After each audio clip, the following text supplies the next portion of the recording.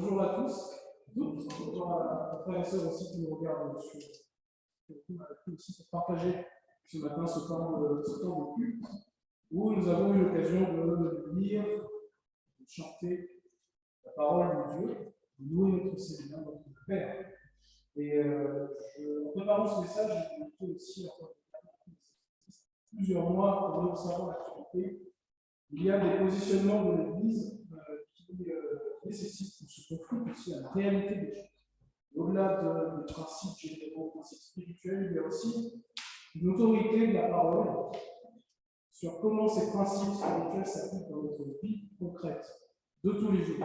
Là où Dieu nous place en face des personnes qui viennent en face de nous. Et c'est justement ça dont on va parler ce matin, c'est de nos interactions face à l'autre. Alors, le grec a donné deux significations en français, donc il y a l'autre, autrui, et le prochain. Et c'est sur la souffrance, l'Église face à la souffrance de l'autre, dont on va parler ce matin. Pour ça, je vous demande d'apprendre avec moi dans l'Évangile de Luc, chapitre 10, à partir du verset 25. Texte bien connu, les gens qui ne connaissent pas Dieu, mais quand on dit la parabole du bon samaritain, ça dit quelque chose aujourd'hui.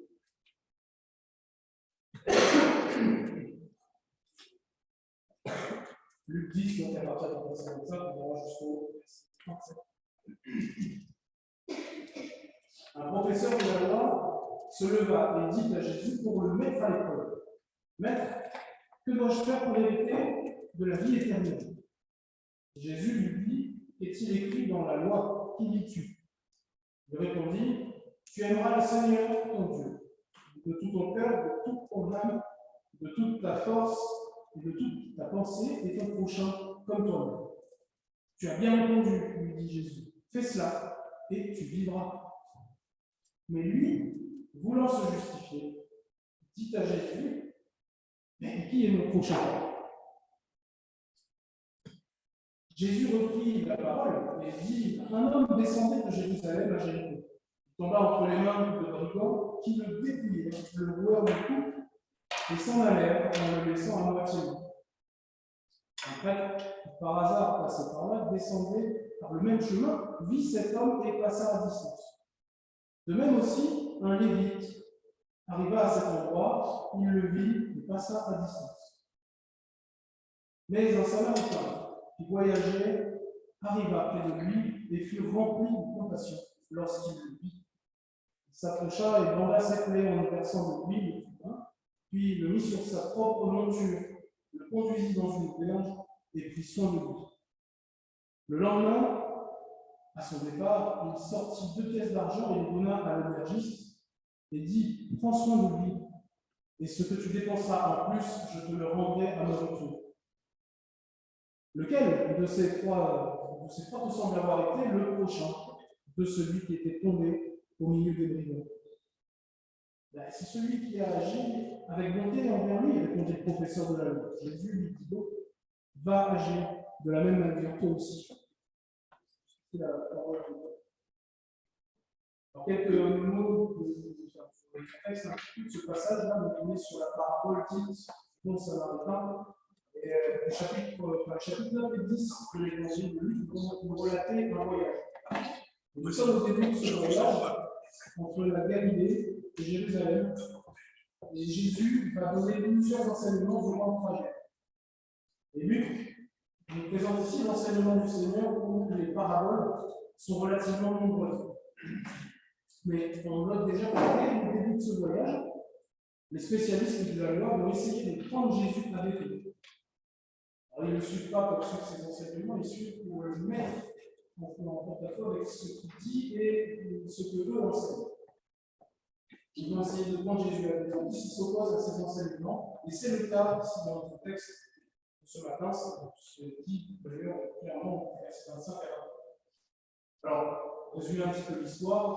Donc, on a une personne qui tombe entre les mains de brigands, qui se fait dépouiller, tabasser, rouer de coups, laisser pour mort. On a quelqu'un qui arrive et on note bien qu'on a un sacrificateur. En fait, il passe par là, il le voit et il s'en va. Juste après, on voit dans le texte qu'on a un lévite, c'est-à-dire quelqu'un qui est chargé de la vie du temple, de la louange. Il arrive, il le voit, et il s'en va. Qui s'arrête? C'est un samaritain, un voyageur qui passait par là. Il a vu et il fut ému de compassion. Bien curieux de se dire ça pour Jésus qui est juif, qui parle à son peuple juif, est en train de dire que c'est quelqu'un d'autre de son peuple qui s'est arrêté pour secourir quelqu'un. Donc déjà là, quelque chose d'assez curieux. Et puis en 2022, aujourd'hui, si on devait reprendre cette question du spécialiste de la loi, ça pourrait ressembler à la question suivante. Hein. Peut-être qu'on s'était déjà posé aussi cette question de spécialiste. Mais c'est qui mon prochain? C'est qui l'autre? Qui est autrui? Est-ce que c'est mon conjoint? Est-ce que c'est mes enfants? Est-ce que c'est les frères et sœurs en Christ, mes collègues? Mon prochain, est-ce que c'est ma famille non chrétienne, le passant dans la rue, le mendiant dans le métro? Est-ce ce qui nous gouverne? On pourrait tous trouver nous-mêmes des éléments de réponse à ça, mais le Seigneur, on va voir, va beaucoup plus loin que ça. Parce que non seulement il nous dit qui est notre prochain, mais il nous donne d'autres clés pour interagir avec ce prochain. Je vous propose du coup de regarder ces enseignements dans un premier temps, dans la parole, et puis de dégager aussi par une autorité fonctionnelle de la parole de Dieu, comment ces enseignements se mettent en pratique dans nos vies de tous les jours face aux personnes que Dieu met sur notre route. Dans un deuxième temps.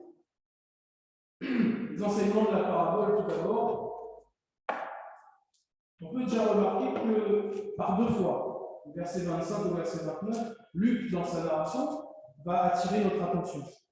Il va attirer sur notre attention sur l'intention et la disposition du cœur du spécialiste de la loi. Parce que sa première question, vous vous rappelez, en lisant ces quelques versets, elle n'est pas sincère, elle est tout sauf sincère. C'est un piège qui vise à embarrasser Jésus. D'autre part, sa deuxième question, vous vous souvenez, qui est mon prochain? Il ne cherche pas auprès de Jésus une réponse qui pourra l'aider dans sa vie de piété, dans sa vie de juif, de l'époque, mais il va chercher à se donner raison. Le texte là, dans la traduction, il dit cherchant à se justifier. Il va chercher à justifier son attitude en prenant Jésus à défaut. C'est là le but de ces questions. Alors, au travers de cette parabole, Jésus va l'amener non seulement à comprendre que l'idée qu'il se fait est fausse, et qu'en plus, l'idée qu'il se fait de l'amour de Dieu et du prochain sont beaucoup trop limitées. On peut avoir une première série d'enseignements à retenir au travers de ce que Jésus enseigne dans cette parabole, c'est que dans son interaction avec le spécialiste de la loi, il nous montre qu'il nous faut toujours veiller à notre intention de cœur face à Dieu. Soit chrétien ou pas, mais c'est l'intention de cœur qui va regarder en premier. On peut trouver d'autres passages dans la parole qui parlent de cette attitude de Dieu, l'homme, regarde ce qui frappe les yeux, mais l'Éternel regarde. Là, j'ai entendu au cœur, voilà, l'intention de cœur. L'homme s'attache à ce qui frappe les yeux, au paraître. Mais Dieu va regarder beaucoup plus loin que ça, il va regarder le cœur de la personne. La deuxième chose, c'est qu'il nous faut être conscient que notre compréhension de l'amour de Dieu et notre compréhension de ce qu'est le prochain, de qui est autrui, sont limitées du fait même de notre humanité, de notre nature humaine, donc faillible. Et donc, il nous faut nous attendre au secours de Dieu. Deuxième série d'enseignements à retenir face à la souffrance de ce personnage qui est par terre. On ne sait pas qui il est d'ailleurs. Hein. On ne sait pas, on dit un homme à terre, blessé, laissé pour mort. On ne sait pas si c'est un juif, on ne sait pas si c'est un vétéran, on ne sait pas si c'est un soldat romain, ce qui pourrait expliquer peut-être que le Lévite, le sacrificateur juif, le voit et passe, puisque après tout, les Romains qui sont persécuteurs, ils ont peut-être mérité comme ça. La Bible ne le dit pas, mais qu'importe finalement. Puisque c'est l'intention du cœur et notre interaction face aux situations que Dieu nous met sur la route. Et face à la souffrance du prochain, on voit bien là que dans ce texte, il n'est pas du tout question de distinction. Vous savez, Il n'est pas question, on ne va pas chercher dans le texte quel est le sexe de la victime, l'origine, l'âge, le statut social, etc. Il n'est pas question de mérite, il est question de l'amour inconditionnel de Dieu pour cette personne. Apprendre aussi, pour nous en tout cas, qu'il faut réaliser la souffrance de l'autre pour ajuster nos actions avec Christ pour modèle. C'est-à-dire que quand on est en face de quelqu'un qui souffre, ce n'est pas ce qu'on pense, ce n'est pas notre compréhension de notre grille de lecture des choses. On pense qu'on devrait agir comme ça d'un côté. Particulièrement quand on est membre du peuple de Dieu, qu'on est ses enfants. Notre modèle, ce n'est pas nous. Ce n'est pas nos frères, nos sœurs. Seigneur, c'est Dieu, c'est Christ qui doit nous servir de modèle. Jésus le fait avec beaucoup de lucidité pour entendre la souffrance de l'autre et considérer de manière la plus juste possible qui est l'autre, de quoi il souffre et comment on l'accompagne. Je vais revenir. Et la dimension spirituelle de ces enseignements, donnés par Jésus, de cette parole, permet là de réaliser nos limites, parce que quand on regarde comment ça pose la question, ça nous amène en tout cas à nous interroger comment moi je vais réagir face à quelqu'un qui souffre. Chrétien ou pas. Ça nous permet de réaliser nos limites, de persévérer dans la prière, alors seul ou ensemble, en attendant que le Seigneur nous équipe pour accomplir ces bonnes œuvres qu'il a préparées d'avance afin que nous les pratiquions, nous dit Éphésiens 2, verset 10. Alors, deux séries d'enseignements, je vais peut-être le dire, sont assez simples à retenir. Maintenant, la difficulté, elle n'est pas là, et c'est la deuxième partie de notre réflexion sur laquelle j'ai insisté un peu plus, c'est sur les applications de ces enseignements. À l'époque de la présentation de cette parabole par Jésus, on voit bien que le Samaritain, versets 33 à 35 dans le texte, a non seulement secouru la victime des brigands pour parer à l'urgence de sa situation, mais dans un deuxième temps, on le voit qu'il accompagne la personne dans le début de son parcours de guérison. Il va l'amener chez un aubergiste. Il ne va pas juste là mettre le texte qui va être de l'huile, du vin, et puis allez, salut, et puis je laisse là. Il le prend, il le met sur sa monture, il l'amène chez un aubergiste. Donc il l'accompagne dans le début de son parcours de guérison. Qu'en est-il en 2022? De quoi souffre le prochain? Dans l'Église ou en dehors? Comment parer à l'urgent? Comment, jusqu'où peut-on les accompagner dans leur parcours de vie? Dans nos églises ou en dehors, parmi les frères et sœurs ou chez autrui, vous ne connaissez pas le signal. On fréquente ces personnes régulièrement ou non, parce que ça peut arriver pour des cas ponctuels, des personnes qui n'ont pas forcément l'habitude de croiser, mais que le Seigneur permet quand même. On a vécu et on vit encore aujourd'hui une ou plusieurs situations de souffrance. J'en ai dressé une petite liste, mais qui est loin, très loin d'être complexe. Parce que de la souffrance, il suffit de sortir de chez soi pour en voir tout un panel incroyable. Et comment les a-t-on accompagnés? Comment les a-t-on vus? Est-ce qu'on les a vus? Est-ce qu'on les a bien compris? Beaucoup de personnes, comme je le disais aussi, dans nos églises, comme en dehors, qui vivent des situations d'abus financiers, des abus moraux, physiques, des abus spirituels aussi, des manipulateurs, de discrimination, que ce soit physique, morale, aussi ou spirituelle. Discrimination spirituelle, j'entends par là ces situations où de même origine, n'a pas reçu les mêmes enseignements que moi, bah, du coup, moi je connais ces manières, et du coup, si on pose la vie, l'autre d'abord on va le laisser dans un coin, et puis c'est moi qui vais faire prévaloir mes arguments. C'est une manière de discriminer spirituellement. De personnes qui vivent des violences, des troubles sentimentaux, émotionnels, des troubles comportementaux, des troubles psychologiques, psychiatriques, dépression, des personnes qui vivent des addictions au jeu, à l'argent, à la nourriture, à la pornographie, à l'alcool, la drogue, les cigarettes, les écrans, c'est aussi une addiction. et aussi une source de souffrance. Qui vivent des deuils, des conflits professionnels, familiaux et des conflits dans les églises. Oui, on risque de vous surprendre. Ça existe.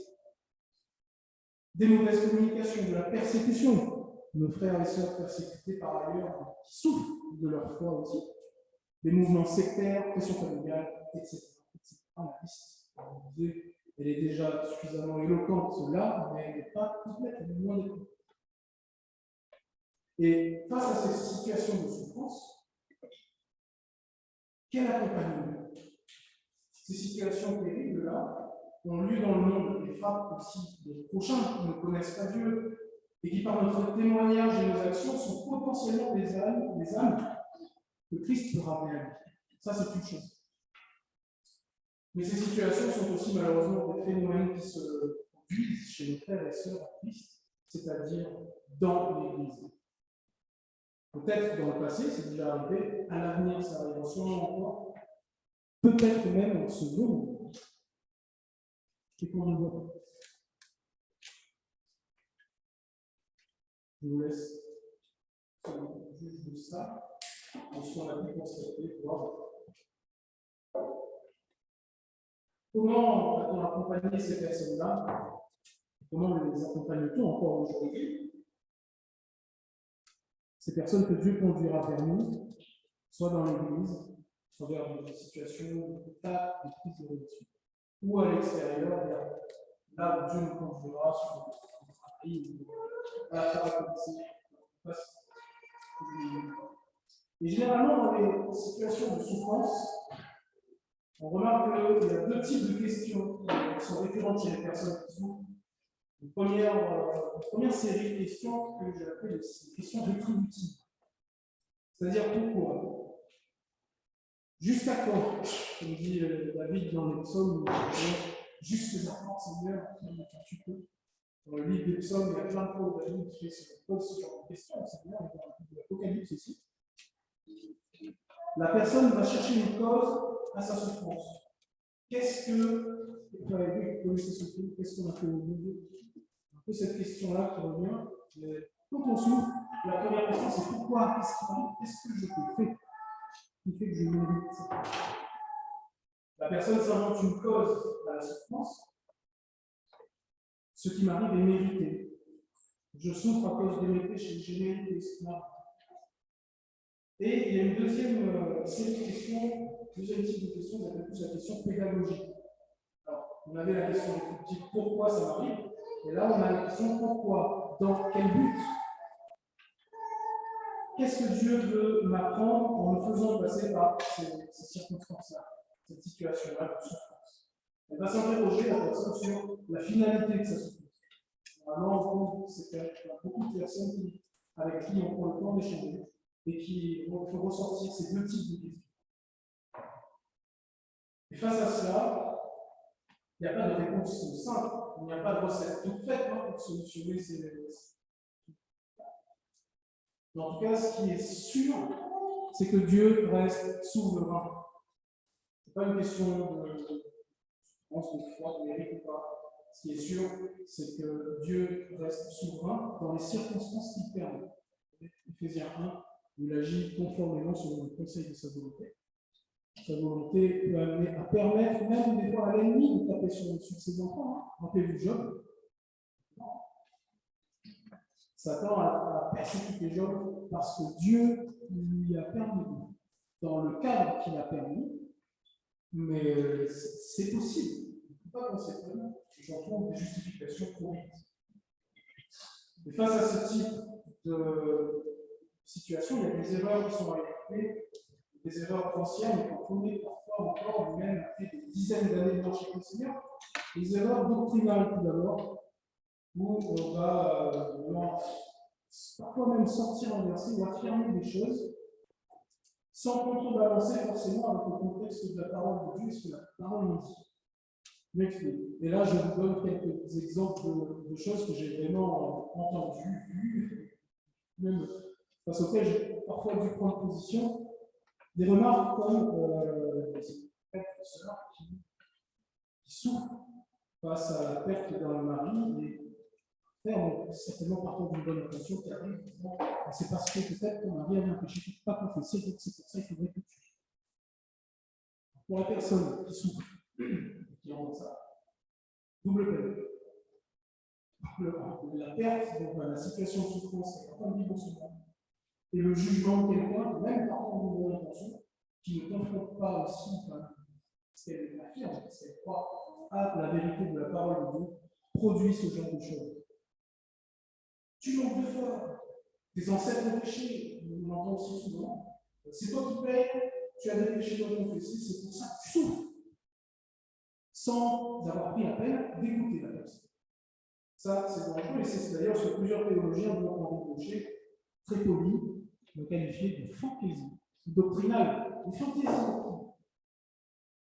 Car finalement, affirmer de telles choses comme ça remet directement en cause les doctrines fondamentales telles que celle de la grâce, du salut, comme dans l'Épître aux Romains, et la doctrine de la souveraineté du Dieu trinitaire dans Éphésiens, je cite tout à l'heure, Éphésiens chapitre 1. Et affirmer des choses avec foi, c'est bien.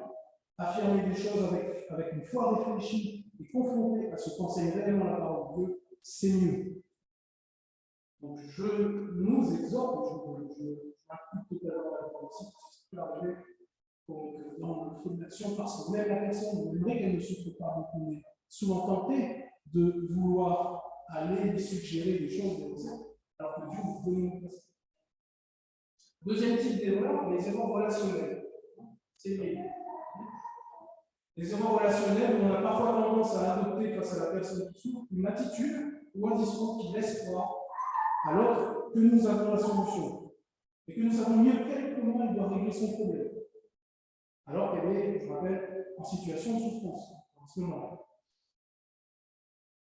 Si l'Église a pu, souvent, au cours de son histoire, faillir gravement à sa mission, si des chrétiens ou si des responsables censés refléter l'amour de Christ ont même pu détruire des vies spirituelles, des vies disciples, des personnes dans leur morale, c'est pas seulement le fait de quelques détraqués criminels qui décarnèrent un producteur ou autre loup dans la bergerie, on en a.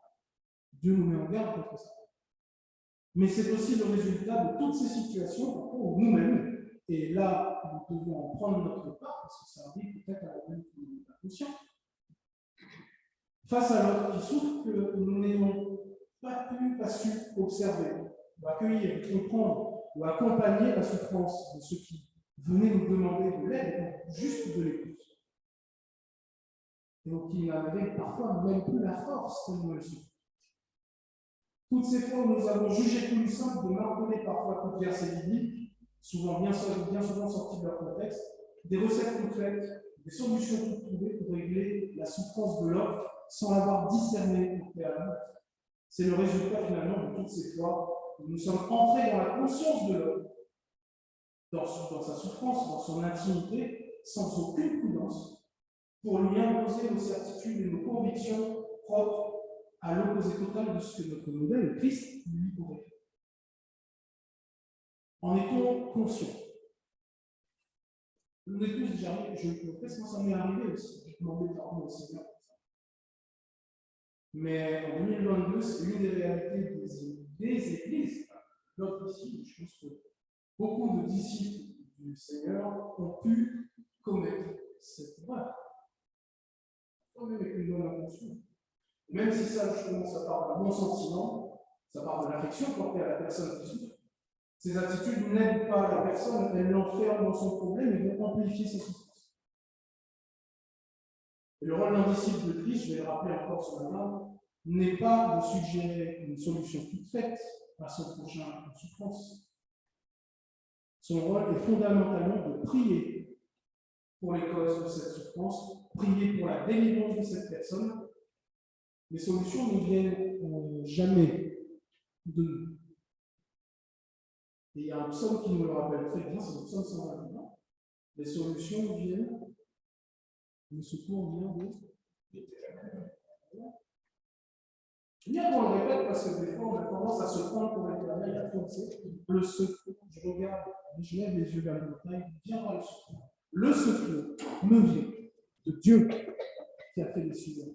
Il vient pas de la nuit. Michel, que ça peut être des bons instruments par lesquels Dieu agit, hein, mais le secours ne vient pas de nous, il vient de Dieu. Il sait infiniment mieux que nous ce qu'il a à faire, et comment il va le faire, et par qui il va le faire. C'est lui qui dirige toutes circonstances. Nous, notre rôle, en tant que disciples, en tant qu'enfants de Dieu, en tant que frères, ou prochains de Dieu, c'est de prier et de rester à la disposition du Seigneur, d'être des instruments finalement entre les mains du Maître. Parce que si on fait une analogie, je dis ça parce que c'est un instrument que j'aime bien, c'est le piano. C'est un chouette instrument, mais quand on veut entendre une bonne mélodie, bon, si on veut entendre un son sortir du piano, le piano ne va pas émettre ce son tout seul. Le son ne viendra pas du piano, le son va passer par celui qui va appuyer sur le son. Et le piano est un instrument entonné, maintenant je vais du Dieu. De la même manière, pour aider, pour venir en aide à un souffle, nous sommes les instruments. Le souffle ne vient pas de nous, le souffle vient de Dieu qui nous utilise. Jésus, d'ailleurs, si on regarde bien, il n'a pas utilisé la même méthode pour accompagner toutes les personnes. On parle d'accompagner la personne, mais il y a un apprenti d'accompagnement, mais pas universel pour toutes les personnes, pour tous les types de souffrances. Jésus, si on regarde bien, certains miracles ont eu lieu, enfin, certaines actions du Seigneur ont eu lieu par le miracle, c'est-à-dire immédiatement. Il a guéri le lépreux, par exemple, quand il a sorti Lazare de la tombe. Même à Cana, quand il transforme l'eau en vin, c'est des actions immédiates pour mettre fin à des situations de tension, de souffrance chez les personnes qu'il a rencontrées. Mais pour d'autres, ça se fait sur la durée aussi.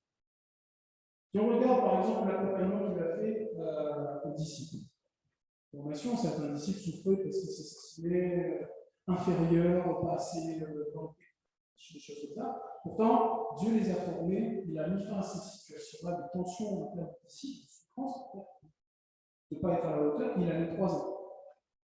Donc, on voit bien que là, entre Lazare qui sort de sa tombe, le lépreux qui vit instantanément, et les disciples qui deviennent les disciples qu'on connaît, on lit les histoires, 3 ans.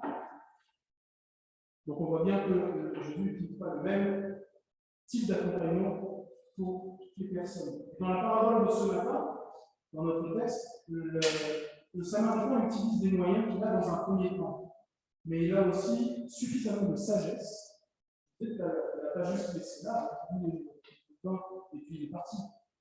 Il a aussi eu la sagesse et le discernement pour passer le relais, quand ces moyens se sont trouvés insuffisants pour accompagner sur la durée la victime des brigands dans son parcours de guérison. Il a amené à l'aubergiste pour que l'autre puisse continuer à prendre soin de lui. Il y a quelques pistes quand on est face à des personnes qui souffrent comme ça, qui ont déjà fait leur preuve, qui font appel justement à ce discernement. La première des choses à faire, par exemple,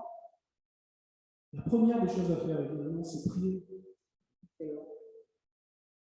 Parce que chercher la volonté de Dieu, c'est la première des choses à faire. Pour qu'il nous montre la personne vers qui il veut qu'on aille. Ça ne se fait pas par infinité. On est d'accord que si quelqu'un souffre, que c'est quelqu'un avec qui je n'ai pas trop d'affaires touchues, je ne vais pas vers la personne selon que j'aime bien, sinon quelqu'un d'autre qui va. On ne fait pas ça pour ça. C'est qu'on va vers la personne vers qui Dieu veut qu'on aille. C'est lui qui donne les ordres. Et on prie aussi pour qu'il travaille justement à notre disposition de Dieu. Pour qu'on n'y aille pas sous la contrainte de manière forcée, disant, j'y vais parce que Dieu le demande, mais sans être intentionnel, nous-mêmes. Dieu travaille aussi là-dessus. On n'y aille pas sous la contrainte, on y aille intentionnellement, mais seul il peut créer le pouvoir. Là aussi, c'est la parole. La deuxième chose, peut-être travailler notre relation avec la personne avant, en amont. Une relation de confiance peut permettre à la personne de se confier librement.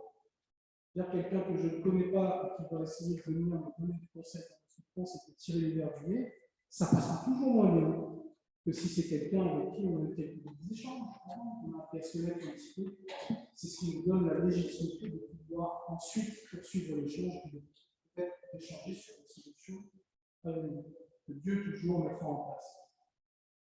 On va développer l'écoute, parce que la manière de l'écouter, cette personne va définir notre manière d'agir.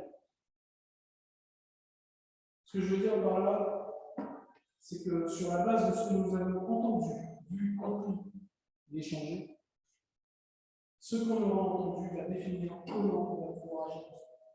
Et non pas l'inverse. Au verset 33 et 34, par exemple, si on revient à notre texte, notre ami le Samaritain est pris de compassion, nous dit le texte. Il s'approche, il soigne les plaies de la victime avec les outils dont il dispose, la charge sur sa mule, l'emmène dans une auberge.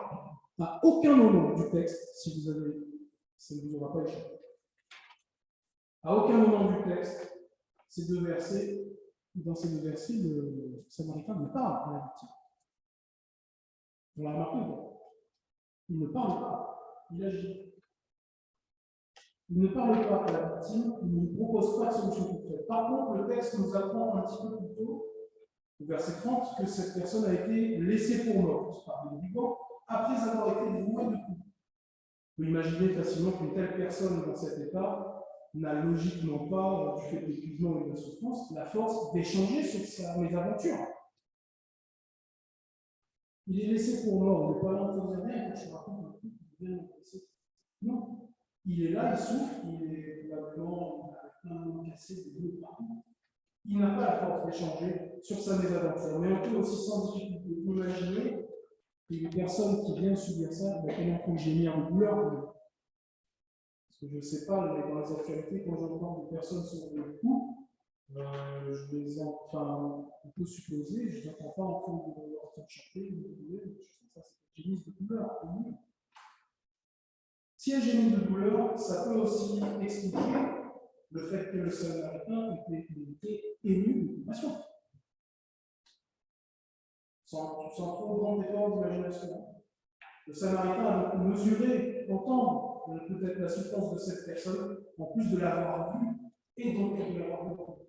Ce qui lui permet d'ajuster son action, de la prendre, parler à l'immédiat, de la prendre et ensuite de la donner à la. Combien de personnes, moi je me pose la question, parce que c'est bien qu'on réfléchisse aussi là-dessus, combien de personnes autour de nous souffrent en silence? Un peu comme la victime de notre histoire, on n'ose pas en parler. Est-ce que nous y sommes attentifs? Est-ce que nous l'écoutons? Est-ce que nous l'observons? Est-ce que nous la comprenons? Lors des échanges avec une telle personne, prier pour la rencontre est vraiment nécessaire. Il est aussi nécessaire de l'écouter et d'échanger. Et le cas échéant, quand on a compris la situation, l'orienter peut-être vers des professionnels de l'aide si la situation l'exige, de passer le relais. Quand ça nous dépasse, une situation nous dépasse, on n'a pas les compétences pour le faire. On passe le relais. Je vais revenir ici sur des avancées, quelques idées reçues, parce que pendant longtemps, l'héritage historique nous a fait dire que, par exemple, concrètement, aller voir un psy ou un médecin spécialisé, quelqu'un spécialiste, c'est du manque de foi. Je voudrais corriger tant le coup à ces idées-là qui sont infondées bibliquement, parce que dans sa grâce commune, d'une part, Dieu donne l'intelligence à des personnes qui ne le connaissent pas aussi, et dont il se sert concrètement aussi pour savoir. Donc les médecins, les fabricants de relations d'aide, d'assistance sont des professionnels qui ont des compétences que nous-mêmes, des fois, les responsables d'église, n'ont pas. On peut prier pour ces gens-là, mais c'est Dieu qui va leur apporter. Donc, ne pas hésiter à orienter peut-être vers les responsables ou vers des professionnels qui ont ces compétences-là que nous n'avons pas. Par exemple, je vais donner un exemple très simple, c'est qu'on était en formation, on avait un professeur qui est un ancien officier armé du cercle. Et il a eu à défendre, à accompagner un détenu pédophile qui cherchait à résoudre. Alors là, je vais me mettre un petit coup de pression. Si une telle personne entre, qui est en recherche de Jésus, sincèrement, mais qui rencontre des problèmes tels que le voit dans la société. Quelle est notre interaction avec une personne désirée? Comment on l'accompagne? Comment on prie pour lui? Quelle sera notre attitude? Est-ce qu'on sera en train de l'écouter ou en train de lui dire, essayer de lui dicter, tu veux faire ça, parce que Dieu dit que dans la parole, c'est marqué. Avant ça, je pense qu'il est de bon sens, et j'en suis absolument que la Bible, c'est plein de personnes qui convient de discerner les choses. Et peut-être même de passer le relais, parce que face à une personne comme ça, pour vous peut-être, hein, mais moi, je n'ai pas les compétences, une personne. Et donc, quand ça me dépasse, je passe. C'est aussi simple que ça. Certaines situations nécessitent la mise en œuvre de techniques professionnelles que Dieu utilise aussi pour ça. Dans le parcours de guérison de la personne. Alors, le Saint-Martin, il a passé le relais. Ça l'a dépassé. Il a mis l'huile le vin, il voit qu'ils souffrent toujours. Mais je ne peux pas, moi, je vais l'amener dans son corps. Ça l'a dépassé. Il a passé le relais à l'aubergiste. C'est en aucun cas le rôle des frères et des sœurs, ou même des responsables qui ne détiennent pas ces compétences spécifiques-là. Je rappelle que dans telle situation de souffrance, notre rôle premier, c'est de prier pour la guérison, pour que Dieu fasse grâce, pour que Dieu lui accorde une grâce particulière pour tenir, parce qu'il faut aussi vraiment que c'est pas pendant l'épreuve, avant qu'il soit guéri totalement. Parce que parfois, les parcours de guérison, ce n'est pas quelque chose qui va arriver tout de suite. Donc, en attendant, comment cette personne-là supporte l'épreuve, si Dieu ne lui accorde pas de grâce particulière. Donc, il nous faut prier.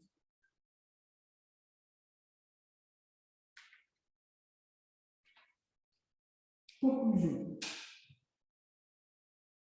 À différents moments de notre vie, on a vu, c'est parfois pas simple d'aider une personne. Alors, ça peut être des tensions familiales, des couples en ce moment. On a pas mal de couples d'amis chrétiens qui sont engagés depuis des dizaines d'années, qui sont en train de faire dans l'espace de 3 mois, 3 couples qui sont en train de divorcer. Et c'est pas très élégant dans la manière dont ça se passe, plus que ça peut être des enfants. Donc, les tensions que ça génère, il y a des souffrances comme ça. Alors, il y a des souffrances différentes, intenses, plus ou moins intenses, etc. Mais ça n'empêche pas que différents moments de notre vie, on peut être dans la position soit de la victime de cette parole, soit dans la position du samaritain, et on peut même parfois, et là je vous encourage à faire extrêmement attention, on peut aussi être dans la position du prêtre et du lévite qui ont vu la situation de souffrance, mais qui sont prêts, qui ont laissé la personne dans sa souffrance parce qu'il y a d'autres engagements, il y a d'autres choses, comme ça, on n'a pas forcément à penser. On peut aussi être soit le sacrificateur de cette histoire, soit le lévite de cette histoire, au lieu des lévites. Ça peut arriver. Mais une chose est sûre, c'est que dans tout ça, Dieu, souvent, permet que nous soyons justement le bon samaritain de quelqu'un. Un jour ou l'autre, et que nous devons l'accompagner à notre niveau à ce moment-là. La question est peut-être un peu simple, mais elle est faussement simple. Est-ce que je suis prêt? Pour réfléchir à ça, chacun. Est-ce que je suis prêt? Nous sommes imparfaits. Et même avec toute la foi et la bonne volonté du monde qui nous caractérise, nous avons commis et nous commettrons encore des erreurs tant que nous vivons ici. Le droit à l'erreur, c'est le gouvernement qui l'a inventé. Dieu, dans sa pédagogie, et heureusement pour nous d'ailleurs, parce que s'il exigeait de nous qu'on soit parfait tout de suite, personne n'arrive.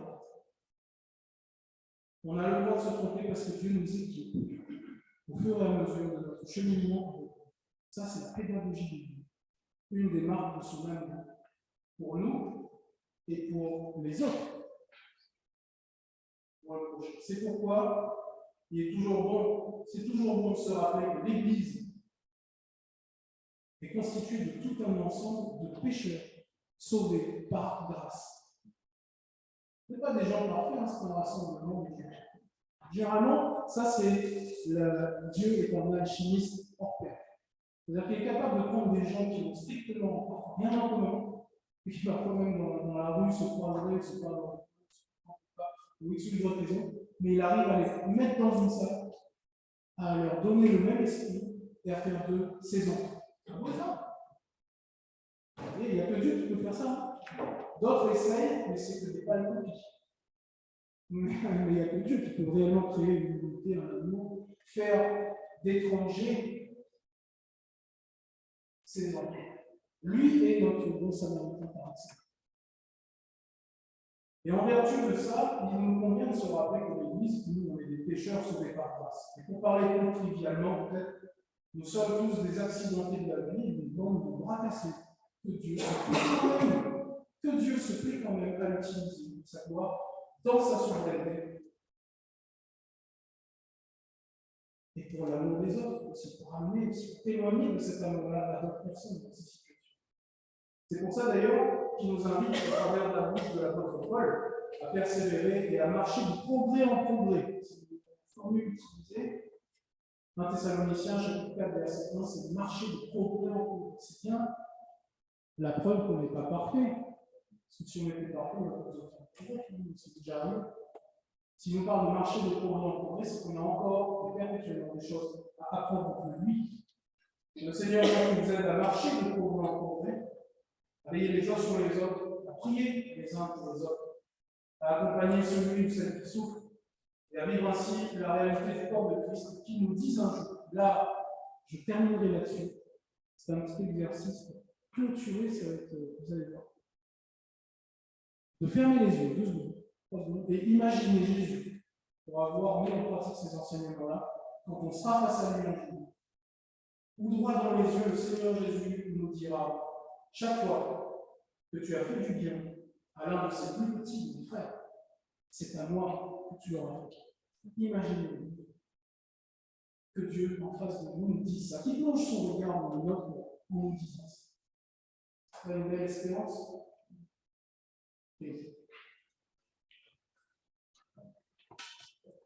Seigneur, tu es maître de toutes choses, tu permets parfois qu'il arrive des situations qui nous échappent, qui causent des difficultés, des tensions, des souffrances qui peuvent être plus ou moins intenses.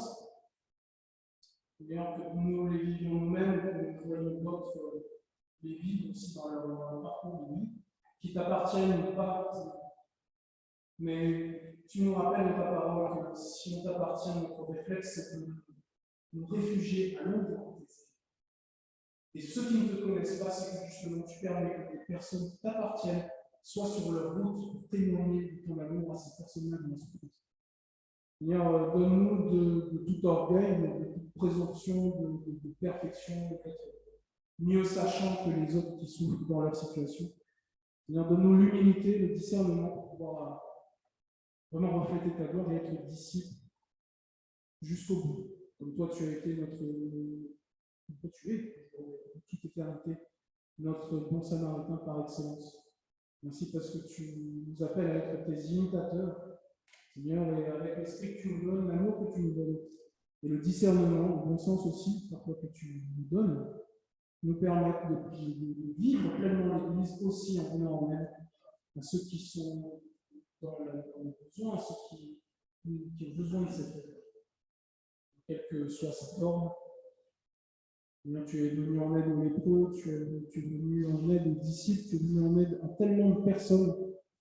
Et comme dit Jean, s'il fallait vraiment écrire tout ce que tu as fait, il n'y aurait aucune bibliothèque, aucun livre qui puisse contenir tout ce que tu as fait. C'est pour les personnes que tu aimes et pour qui tu es mort à la croix.